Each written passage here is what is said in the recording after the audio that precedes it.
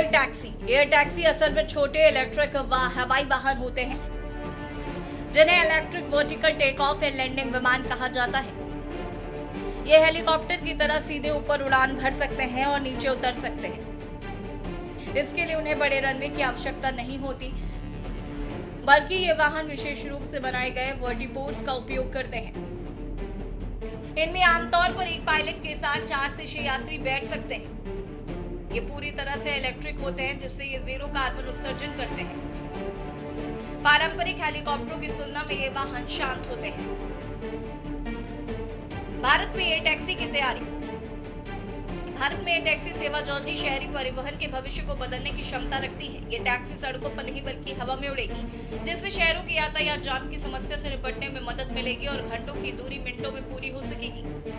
आपको बता दें कि भारत में कई कंपनियां और स्टार्टअप इस सेवा को शुरू करने की दौड़ में हैं और शुरुआती लॉन्च प्रमुख महानगरों में होने की संभावना है। बताया जा रहा है कि भारत में अगले 2-3 साल में एयर टैक्सी सेवाएं शुरू होने लगेंगी।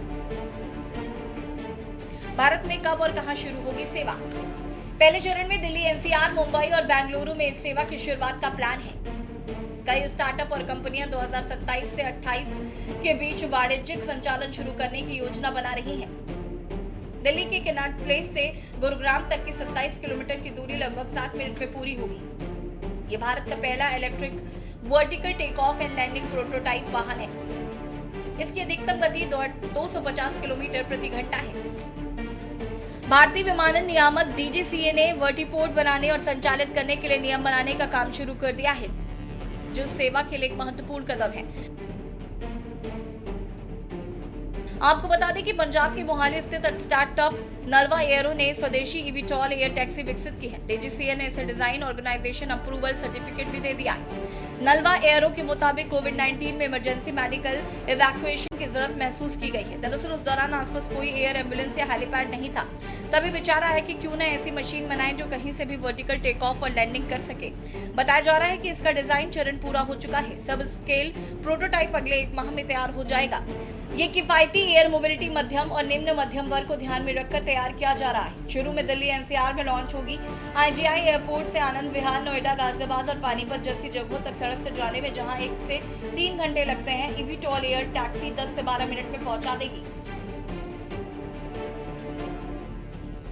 एयर टैक्सी लागत और किराया। एयर टैक्सी का किराया भी शुरुआती चरण में, लेकिन कंपनियों का लक्ष्य है इसे वाहनीय बनाना है। कुछ रिपोर्ट्स के अनुसार दिल्ली में कनॉट प्लेस से गुरुग्राम तक की यात्रा का किराया लगभग 2000 से 3000 के बीच हो सकता है।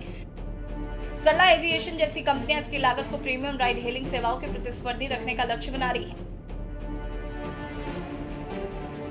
आपको बता दें कि नलवा एरो कंपनी 2 मॉडलों पर काम कर रही है। पहला लिथियम आयन बैटरी संचालित है। ये सिंगल चार्ज में 90 मिनट या 300 किलोमीटर तक उड़ेगा। दूसरा हाइड्रोजन फ्यूल सेल मॉडल है, जिसकी रेंज 800 किलोमीटर तक होगी। फास्ट चार्जर से बैटरी 50 मिनट में चार्ज होगी। कंपनी के 3 प्रमुख मॉडल हैं। 2 स्ट्रेचर वाला एम्बुलेंस वर्जन, 5 से 7 सीटर यात्री एयर टैक्सी और कार्गो मॉडल। ये एयर टूरिज्म, निगरानी और टोही विमान मेडिवेक संस्करण चिकित्सीय निकासी मॉडल पर भी काम चल रहा है। बता दें कि वर्टिपोर्ट के लिए मौजूदा शहरी ढांचा आधार बन सकता है। मेट्रो स्टेशन और बड़ी इमारतों की छतों पर इनकी लैंडिंग संभव है। सरकार हर 50 किलोमीटर पर 1000 हेलीपैड विकसित कर रही है। वे वर्टिपोर्ट बन सकते हैं, जहां हेलीकॉप्टर के लिए 20 से 25 मीटर जगह दूरी है जरूरी है। वहीं इविटॉल को सिर्फ 12 × 12 मीटर जगह चाहिए। स्पेशल डेस्क के न्यूज़।